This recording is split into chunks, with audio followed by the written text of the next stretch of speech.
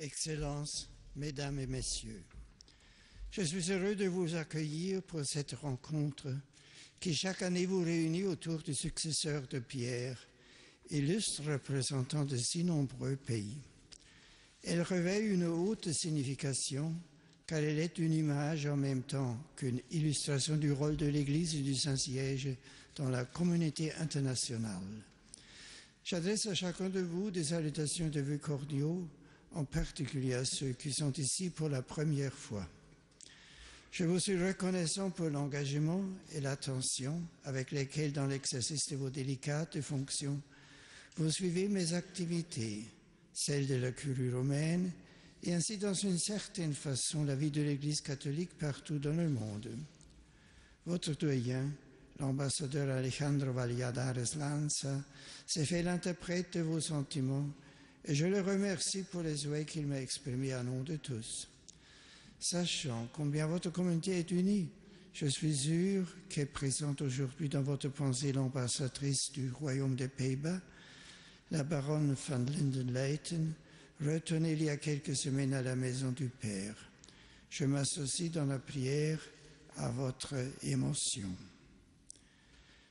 Alors que commence une année nouvelle, en nos cœurs et dans le monde entier résonne encore l'écho de la joyeuse annonce qui a éclaté voici 20 siècles dans la nuit de Bethléem, nuit qui symbolise la condition de l'humanité dans son besoin de lumière, d'amour et de paix. Aux hommes d'alors, comme à ceux d'aujourd'hui, les armées célestes ont apporté la bonne nouvelle de l'avènement du Sauveur. Le peuple qui marchait dans les ténèbres a vu se lever une grande lumière. Sur ceux qui habitaient le pays de l'ombre, une lumière a resplendi. Le mystère du Fils de Dieu que devient Fils d'homme dépasse assurément toute attente humaine. Dans sa gratuité absolue, cet événement de salut est la réponse authentique et complète au désir profond du cœur. La vérité, le bien, le bonheur, la vie en plénitude que chaque homme recherche consciemment ou inconsciemment, lui sont donnés par Dieu. En aspirant à ces bienfaits, toute personne est à la recherche de son Créateur, parce que seul Dieu répond à la soif qui est dans le cœur de tout homme. L'humanité, dans toute son histoire, à travers ses croyances et ses rites, montre une incessante recherche de Dieu. Et ces formes d'expression sont tellement universelles que l'on peut appeler l'homme un être religieux. La dimension religieuse est une caractéristique indéniable et incoercible de l'être et de l'agir de l'homme. La mesure de la réalisation de son destin et de la construction de la communauté à laquelle il appartient.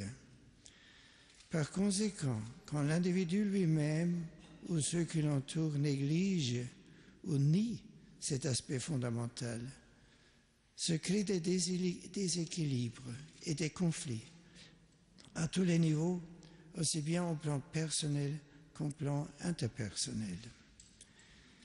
C'est dans cette vérité première et fondamentale que se trouve la raison pour laquelle j'ai indiqué la liberté religieuse comme la voie fondamentale pour la construction de la paix dans le message pour la célébration de la Journée mondiale de la paix de cette année. La paix, de fait, se construit et se conserve seulement quand l'on peut librement chercher et servir Dieu dans son cœur, dans sa vie et dans ses relations avec les autres. Mesdames et Messieurs les ambassadeurs, votre présence en cette circonstance solennelle est une invitation à accomplir un tour d'horizon sur tous les pays que vous représentez sur le monde entier. Dans ce panorama, n'y a-t-il pas de nombreuses situations dans lesquelles malheureusement le droit à la liberté religieuse est lésé ou nié? Ce droit de l'homme qui est en réalité le premier des droits parce que historiquement il a été affirmé en premier et que d'autre part il a comme objet la dimension constitutive de l'homme, c'est-à-dire sa relation avec son Créateur, n'est-il pas trop souvent mis en discussion ou violé? Il me semble que la société, ses responsables et l'opinion publique se rendent compte aujourd'hui davantage, même si ce n'est pas toujours de façon exacte, de cette grave blessure portée contre la dignité et la liberté de l'homme religieuse, sur laquelle j'ai tenu à de nombreuses reprises à attirer l'attention de tous. Je l'ai fait durant mes voyages apostoliques de l'année dernière à Malte et à Portugal, à Chypre, au Royaume-Uni et en Espagne. Au-delà des caractéristiques diverses de ces pays, je conserve de tous un souvenir plein de gratitude pour l'accueil qu'ils m'ont réservé. L'Assemblée spéciale du Synode des évêques pour le Moyen-Orient, qui s'est déroulée au Vatican au cours du mois d'octobre, a été un moment de prière et de réflexion durant lequel la pensée s'est dirigée avec insistance vers les communautés chrétiennes de cette région du monde, si éprouvées à cause de leur adhésion au Christ et à l'Église. Oui, regardant vers l'Orient, les attentats qui ont semé mort, douleur et désarroi parmi les chrétiens d'Irak, au point de les inciter à quitter la terre où leurs pères ont vécu pendant des siècles, nous ont profondément accablés.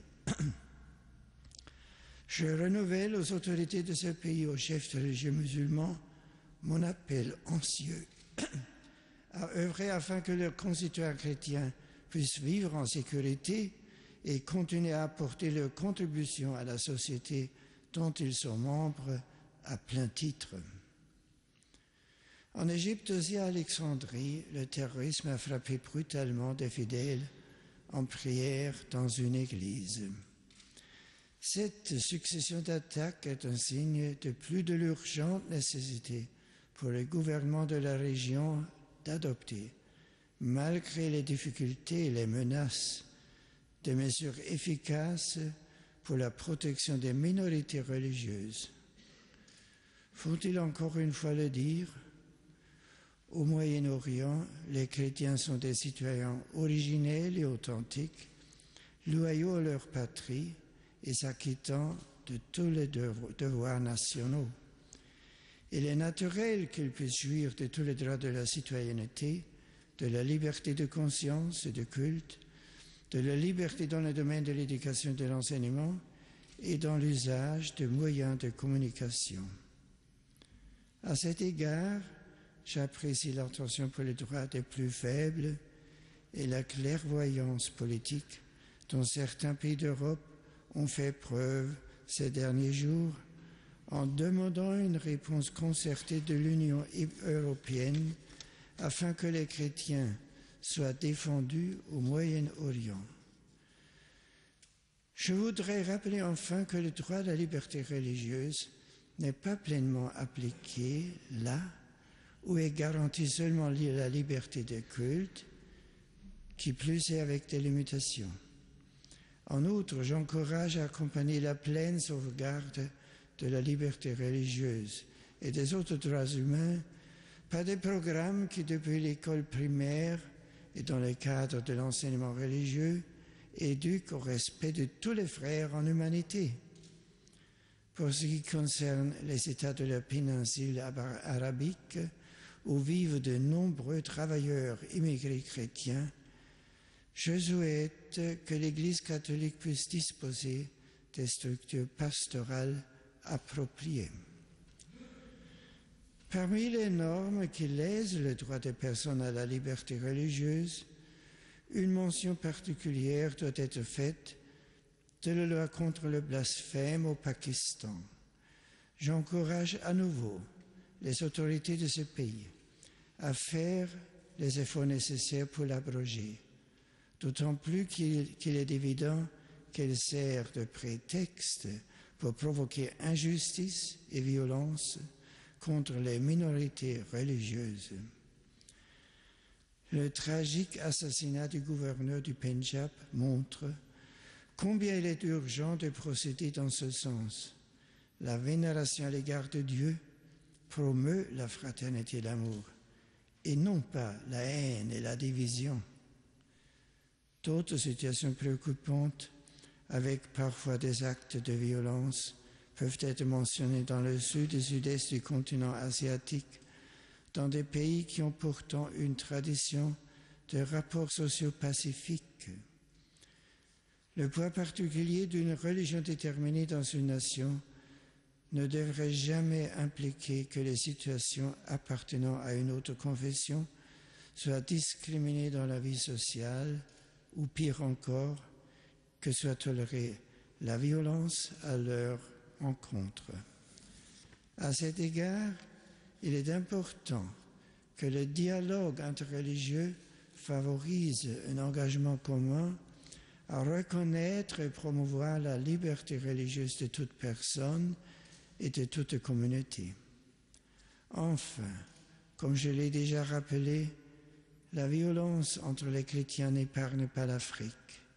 Les attaques contre les lieux de culte au Nigeria, alors même que l'on célébrait la nativité du Christ, en sont un autre triste témoignage. Dans divers pays, d'autre part, la Constitution reconnaît une certaine liberté religieuse, mais de fait, la vie des communautés religieuses est rendue difficile et parfois même précaire parce que l'ordonnancement juridique ou social s'inspire de systèmes philosophiques et politiques qui postulent un strict contrôle, pour ne pas dire un monopole, de l'État sur la société.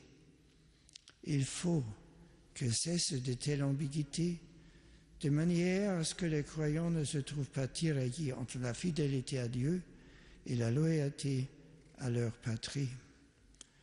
Je demande en particulier que soit garantie partout aux communautés catholiques la pleine autonomie d'organisation et la liberté d'accomplir leur mission conformément aux normes et standards internationaux en ce domaine. En ce moment, ma pensée se tourne à nouveau vers la communauté catholique de la Chine continentale et ses pasteurs qui vivent un moment de difficulté et d'épreuve. Par ailleurs, je voudrais adresser une parole d'encouragement aux autorités de Cuba, pays qui a célébré en 2010 75 ans de relations diplomatiques ininterrompues avec le Saint-Siège, afin que le dialogue qui est heureusement instauré avec l'Église se renforce encore et s'élargisse. Déplaçant notre regard de l'Orient à l'Occident, nous nous trouvons face à d'autres types de menaces contre le plein exercice de la liberté religieuse. Je pense en premier lieu à des pays dans lesquels on accorde une grande importance au pluralisme et à la tolérance, mais où la religion subit une croissante marginalisation. On tend à considérer la religion, toute religion, comme un facteur sans importance, étranger à la société moderne, ou même déstabilisant, et l'on cherche par divers moyens à en empêcher toute influence dans la vie sociale.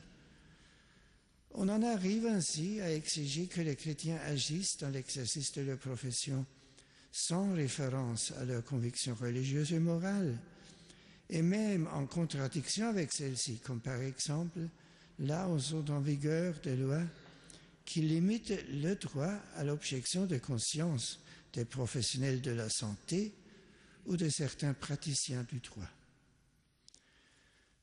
Dans ce contexte, on ne peut que se réjouir de l'adoption par le Conseil de l'Europe au mois d'octobre dernier d'une résolution qui protège le droit du personnel médical à l'objection de conscience face à certains actes qui lèsent gravement le droit à la vie comme l'avortement. Une autre manifestation de la marginalisation de la religion, et en particulier du christianisme, consiste dans le bannissement de la vie publique des fêtes et des symboles religieux, au nom du respect à l'égard de ceux qui appartiennent à d'autres religions ou de ceux qui ne croient pas. En agissant ainsi, non seulement on limite le droit des croyants à l'expression publique de leur foi, mais on se coupe aussi des racines culturelles qui alimentent l'identité profonde et la cohésion sociale de nombreuses nations. L'année dernière, certains pays européens se sont associés au recours du gouvernement italien dans la cause bien connue concernant l'exposition du crucifix dans lieux publics. Je désire exprimer ma gratitude aux autorités de ces nations, ainsi qu'à tous ceux qui se sont engagés dans ce sens, épiscopat, organisations et associations civiles ou religieuses, en particulier le patriarcat de Moscou et les autres représentants de la hiérarchie orthodoxe, ainsi qu'à toutes les personnes, croyants mais aussi non-croyants, qui ont tenu à manifester leur attachement à ce symbole porteur de valeurs universelles. Reconnaître la liberté religieuse signifie en outre garantir que les communautés religieuses puissent opérer librement dans la société par des initiatives dans les secteurs social, caritatif ou éducatif. Partout dans le monde, d'ailleurs, on peut constater la fécondité des œuvres de l'Église catholique en ces domaines. Il est préoccupant que ce service que les communautés religieuses rendent à toute la société, en particulier pour l'éducation des jeunes générations, soit compromis ou entravé par des projets de loi qui risquent de créer une sorte de monopole étatique en matière scolaire, comme on les constate par exemple dans certains pays d'Amérique latine. Alors que plusieurs d'entre eux célèbrent le 2e centenaire de leur indépendance, occasion propice pour se souvenir de la contribution de l'Église catholique à la formation de l'identité nationale, j'exhorte tous les gouvernements à promouvoir des systèmes éducatifs qui respectent le droit primordial des familles à décider de l'éducation des enfants et qui s'inspirent du principe de subsidiarité fondamental pour organiser une société juste.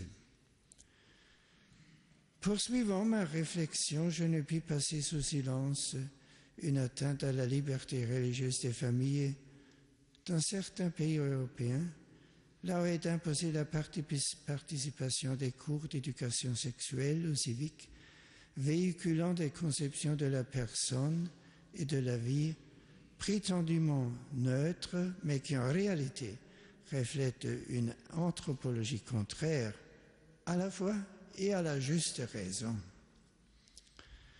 Mesdames et messieurs les ambassadeurs, en cette circonstance solennelle, permettez-moi d'expliciter quelques principes dont le Saint-Siège, avec toute l'Église catholique, s'inspire dans son activité auprès des organisations internationales intergouvernementales afin de promouvoir le plein respect de la liberté religieuse pour tous. En premier lieu, c'est la conviction qu'on ne peut créer une sorte d'échelle dans la gravité de l'intolérance envers les religions. Malheureusement, une telle attitude est fréquente, et ce sont précisément les actes discriminatoires contre les chrétiens qui sont considérés comme moins graves, moins dignes d'attention de la part des gouvernements et de l'opinion publique. En même temps, on doit aussi refuser le contraste périlleux que certains veulent instaurer entre le droit à la liberté religieuse et les autres droits de l'homme, oubliant ou niant ainsi le rôle central du respect de la liberté religieuse dans la défense et la protection de la haute dignité de l'homme. Moins justifiables encore sont les tentatives d'opposer au droit de la liberté religieuse de prétendus nouveaux droits activement promus par certains secteurs de la société et insérés dans les législations nationales et dans des directives internationales, mais qui ne sont en réalité que l'expression de désirs égoïstes et ne trouvent pas leur fondement dans l'authentique nature humaine. Enfin, il faut affirmer qu'une proclamation abstraite de la liberté religieuse n'est pas suffisante. Cette norme fondamentale de la vie sociale doit trouver application et respect à tous les niveaux et dans tous les domaines. Autrement, malgré de justes affirmations de principe, on risque de commettre de profondes injustices à l'égard des citoyens qui souhaitent professer et pratiquer librement leur foi. La promotion d'une pleine liberté religieuse des communautés catholiques est aussi le but que recherche le Saint-Siège quand il conclut des concordats ou autres accords. Je me réjouis que des États de diverses régions du monde et de diverses traditions religieuses, culturelles et juridiques choisissent le moyen de conventions internationales pour organiser les rapports entre la communauté politique et l'Église catholique, établissant par le dialogue le cadre d'une collaboration dans le respect des compétences réciproques. L'année dernière a été conclu et entré en vigueur un accord pour l'assistance religieuse des fidèles catholiques des forces armées en Bosnie-Herzégovine et des négociations sont actuellement en cours dans divers pays. Nous en espérons une issue positive, assurant des solutions respectueuses de la nature et de la liberté de l'Église pour le bien de toute la société. L'activité des représentants pontificaux auprès des États et des organisations internationales est également au service de la liberté religieuse. Je voudrais relever avec satisfaction que les autorités vietnamiennes ont accepté que je désigne un représentant qui exprimera par ses visites à la chère communauté catholique de ce pays la sollicitude du successeur de Pierre. Je voudrais également rappeler que durant l'année dernière, le réseau diplomatique du Saint-Siège s'est encore renforcé en Afrique, une présence stable étant désormais assurée dans 3 pays où le nonce n'est pas résident. S'il plaît à Dieu, je me rendrai encore dans ce continent au Bénin en novembre prochain pour remettre l'exhortation apostolique qui recueillera les fruits des travaux de la 2e Assemblée spéciale pour l'Afrique du Synode des évêques. Devant cet illustre auditoire, je voudrais enfin redire avec force que la religion ne constitue pas pour la société un problème, qu'elle n'est pas un facteur de trouble, de conflit. Je voudrais répéter que l'Église ne recherche pas de privilèges, ni ne veut intervenir dans des domaines étrangers à sa mission, mais simplement exercer celle-ci avec liberté. J'invite chacun à reconnaître la grande leçon de l'histoire. Comment nier la contribution des grandes religions du monde au développement de la civilisation? La recherche sincère de Dieu a conduit à un plus grand respect de la dignité de l'homme. Les communautés chrétiennes, avec leur patrimoine de valeurs et de principes, ont fortement contribué à la prise de connaissance de la part des personnes et des peuples de leur identité, de leur dignité, de même qu'à la conquête d'institutions démocratiques et à l'affirmation des droits de l'homme, ainsi que des devoirs correspondants. Aujourd'hui encore, dans une société toujours mondialisée, les chrétiens sont appelés non seulement à un engagement civil, économique et politique responsable, mais aussi au témoignage de leur charité et de leur foi, à offrir une contribution précieuse à l'engagement rude, exaltant pour la justice, le développement humain intégral et le juste ordonnancement des réalités humaines. Emblématique à cet égard est la figure de la bienheureuse Mère Teresa de Calcutta.